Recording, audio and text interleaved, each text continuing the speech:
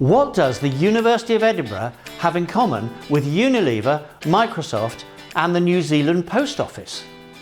They all believe that accountants can save the world. That's the claim of the Integrated Reporting Movement, an initiative to improve financial reporting by taking a broader view of value creation. It's an idea that's been tried before, but the IR movement is backed by a powerful global coalition and so looks much more likely to succeed. The idea is that companies should expand their reporting beyond the financial to include all the resources they use as inputs to their business activities. You'll hear the term capitals to denote these various resources. Back to the University of Edinburgh.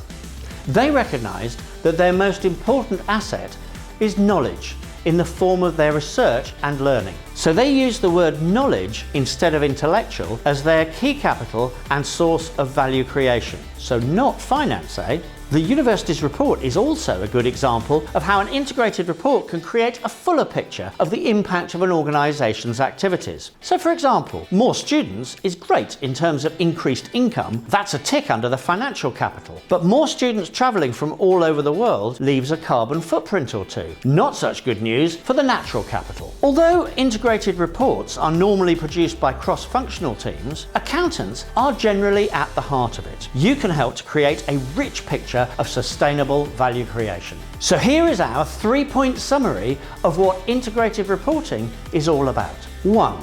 Creating value. Integrated reporting is an innovative approach to taking a broader view of value creation. 2. The long term. Integrated reports should show how companies create value over time. 3. You. Accountants are key to producing integrated reports, and you can help decide which are your key capitals. So good luck, and remember, you could be helping to save the planet.